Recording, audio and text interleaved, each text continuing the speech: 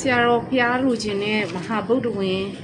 ရောက်လာပါပြီဖျားဒါမူရင်းကိုတော်ရှာရှာပပတော်တော်ရှာထားရတာပါပစ္စည်းပြတ်နေပါတယ်မူရင်းနေသမီးလေးရှားခစ်သွဲခတယ်မိမ့်လေးတဲ့3လပြည့်မွေးနေ့အလှညောင်တုံးမျိုးနဲ့မဲစလီဒလဆန်ဆက်ပိုင်ရှင်နေလှူတာပေါ့နော်သမီးလေးရှားခစ်သွဲ3လပြည့်တဲ့အဲ့တော့ဆရာတော်ဒီမှာမူရင်းပါ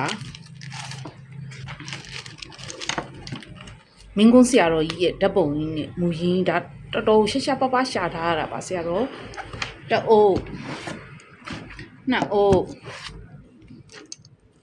သုံးအိုးလေးအိုးห้าအိုး6အိုး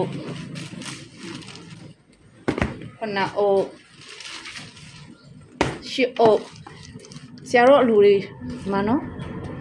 လူရှင်တွေကဖြည့်ပေးလိုက်ပြီနော်အဲ့တော့မမရေဥဆောင်ပြီးရောလှူပေးတဲ့ဆန်ဆိုင်ပိုင်ရှင်တတိမကြီးမမဒီထက်မကလုပ်ငန်းတွေအဆင်ပြေပါစေလို့နော်ဆရာတော်ရဲ့အလိုဖြည့်ပေးသွားတဲ့အတွက်မမတို့ဒီထက်မကချမ်းသာပါစေရောက်တရားဘဝတိုင်းမှာလဲလူတိုင်းတားတဲ့ဘဝကိုရစီလို့ဒါညီမလေးကစိတ်ရင်းစေတနာအမှန်နဲ့ဆုတောင်းပေးပါတယ်နော်မမနော်ဒါညီမရဲ့စိတ်ရင်းမှာကိုယ်ဒီဘယ်လိုပြောမလဲညီမဒီသာသနာပြုတဲ့လမ်းကြောင်းမှာပါရမီဝင်ဖြည့်ပေးနေတဲ့အမားတွေအကုန်လုံးကိုကြမ်းမာချမ်းသာနဲ့